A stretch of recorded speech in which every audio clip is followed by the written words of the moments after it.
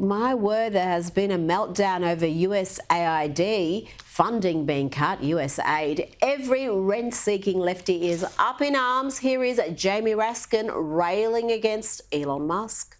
Elon Musk, you didn't create USAID. The United States Congress did for the American people. And just like Elon Musk did not create USAID, he doesn't have the power to destroy it. And who's going to stop him? We are. We're going to stop him. And hysterical squad member Ilhan Omar is also losing her teeny tiny mind over USAID. We are witnessing a constitutional crisis. We talked about Trump wanting to be a dictator on day one, and here we are. This is what the beginning of dictatorship looks like. Oh dear, Elon, that is not a dictatorship. This is a president with a mandate imposing the policies he is duty-bound to impose. So what sort of vital funding are they so disturbed about being cut? Let's hear from Caroline Levitt, White House Press Secretary, about some of the examples where US taxpayers are spending money for USAID to do what? If you look at the waste and abuse that has run through USAID over the past several years, these are some of the insane priorities that organization has been spending money on. $1.5 million to advance DEI in Serbia's workplaces, $70,000 for a production of a DEI musical in Ireland, $47,000 for a transgender opera in Colombia, $32,000 for a transgender comic book in Peru. I don't know about you, but as an American taxpayer, I don't want my dollars going towards this crap, and I know the American people don't either. And let's hear from the man himself, the leader of the free world, POTUS, about who is running USAID these days. Well, it's been run by a bunch of radical lunatics, and we're getting them out. USAID, run by radical lunatics, and we're getting them out, and then we'll make a decision. Joining me now is Sky News contributor Kosha Gada. Kosha, radical lunatics, I love it. This is becoming a big issue, but I do wonder whether the Democrats really want to defend the maddest spending of USAID, because the more we hear about these items, whether it's $35,000 for this or $5 million for that, it's hard to see how this is in the interest of the American taxpayer. This story has become, I think, the biggest story of the week, and it was really unexpected. Most people were never thinking about USAID to this level before, and Trump is just so good at taking things that are big issues and putting them in the forefront and changing the national discourse. USAID was after there is a statutory law behind it that Congress passed, but then JFK created the agency in 1961. Like anything, it's creeped far away from its original mission. It's about $43 billion a year going into all sorts of those DEI and productions and museums and all those things that we heard about. It's not advancing the interest. There's even more nefarious things like funding gain-of-function research potentially in Wuhan and meddling in other countries' internal affairs, fronted through money laundering. There's all sorts of things coming out of it. And the fact that all those leaders took to the streets to protest, Jamie Raskin and Ilhan Omar, is very curious for just the dismantling or reorging of an agency. I wouldn't have expected to see them rallying for that, so there must be more underneath it.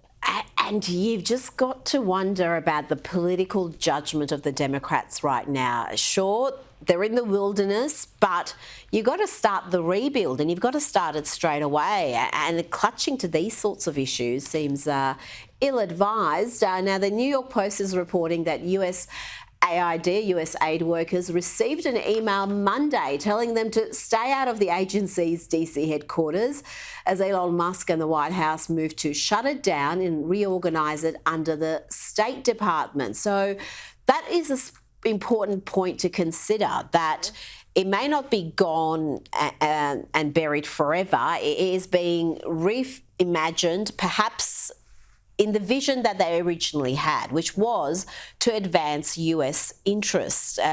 This was at a time of the Cold War, and like you say, it's veered far, far away from those objectives. And those types of measures fall within the purview of the executive branch, and this is what we're seeing every 6 hours there's a new action coming out of Team Trump he is really wielding the weight of the executive branch, where even if there's a statutory premise to it around foreign assistance, which is what Jamie Raskin was talking about, the way it is administered is in his purview. And if he wants to put it back under the State Department, so it's more aligned with Marco Rubio's execution of the Trump policy, then that's his prerogative. If they want to shut down certain aspects, if they want to lock out people and change who's administering it, that's all in their purview. But this seems to just be the beginning, and I think it's going to get more heated. I am loving some of these emails being leaked that are going to staff members, just advising them how they can resign, how they can go about just removing themselves from the bureaucracy. Now let's check in with the DNC and see if they've moved on from their DEI race obsessions. Racism has not gone away since 20 people of African descent came upon these shores at Jamestown, Virginia in 1619, and it's going to require us to think and behave in a new way.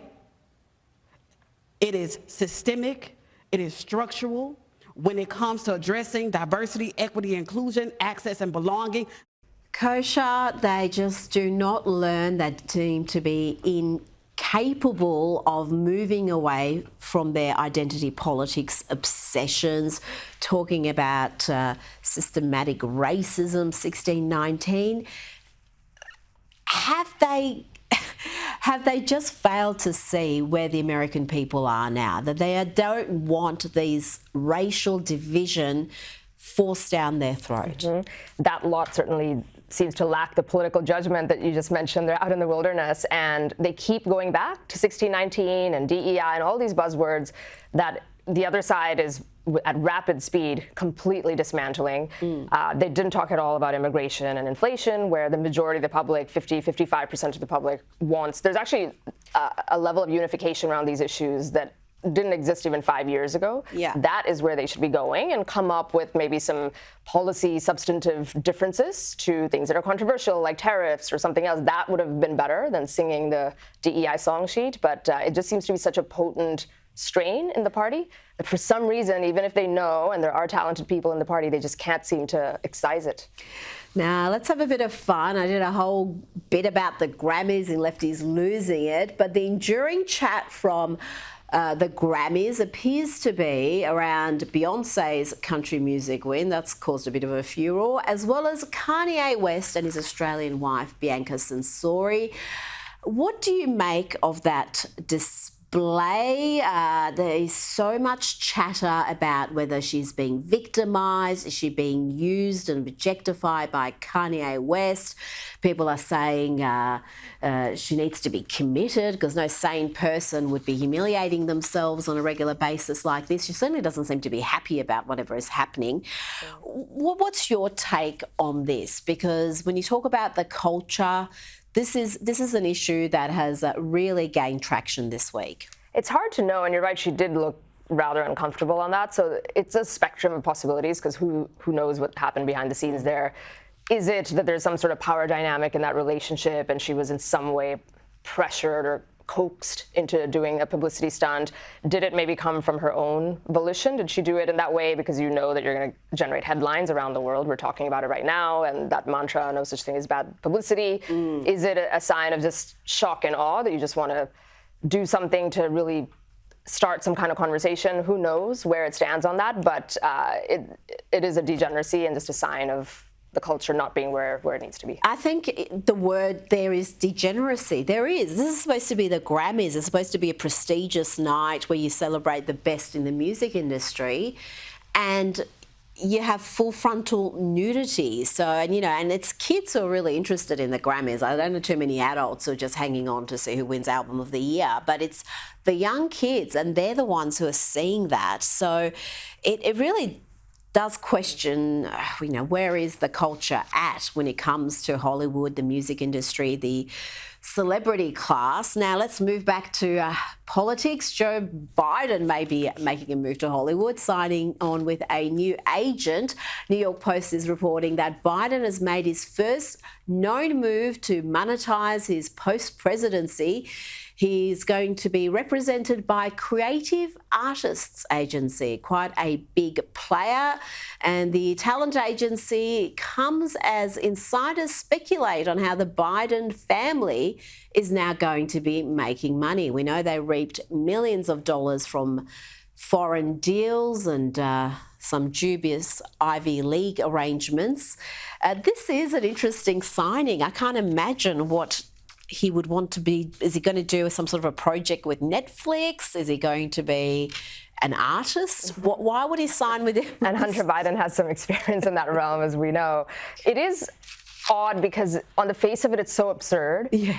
And we all can see that, and we sort of have to go along with it because it is an admission of how the presidency in the day and age that we live in is monetized. It's a commercial asset, and it did not used to be this way, but all presidents now. The Obamas were the masters of the masters of it, and they all monetize it through speeches and writing gigs and books and those kinds of things. The Obamas went further into the entertainment world with a massive Netflix deal, and they've done like 24 films. But they do have charisma, they do have a following, the Obamas. You could, even if you know that there's influence that's being bought and sold here, you can, on the face of it, see why they are a talent that CAA would want to represent.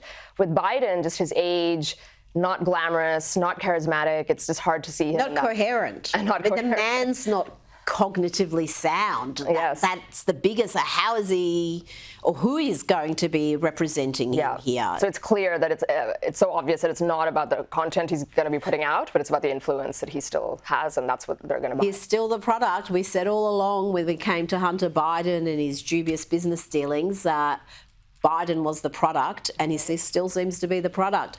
Now, we've seen a pause on the tariffs that are to be imposed on Canada and Mexico. Kosha, tell me about what happened there. Was this just a tactic for Donald Trump to get what he wanted? He threatens tariffs, announces them, and then these leaders do what he's asked them to do. Within hours. Within hours. We've seen this now several times. And how long can he use this strategy? Because surely they're smart enough to eventually work out what's happening here. So I think it's two things. On one level, it is just a tactic where he threatens them. Within hours, they capitulate. It's usually relating to take back your illegals, pay for their plane flights, fortify the border, things like that. And then he'll put a 30-day pause to make sure that they actually follow through with what they've promised, and if not, he'll threaten it again. But I also think that underneath that, he looks at it as an economic policy, like a genuine one, because the U.S., big picture, is about 4% of the world's population and about 25% of consumption. It's the most desirable consumer market in the world. Yeah. So that is a really big asset that he believes, even if it leads to price increases for Americans in the short run, it just rebalances trade in a good way. And I think he really believes that. And with some countries like China and others, he might push it on its own merits, whereas with these countries, it might be just a tactic to get them to. Absolutely, and it's not always the threat of tariffs. He's also sent some diplomats down to Venezuela and has got agreement from that country to take back their violent criminals, including gang members. Another big win for Donald Trump this week. Kosha Gada, thanks for your time.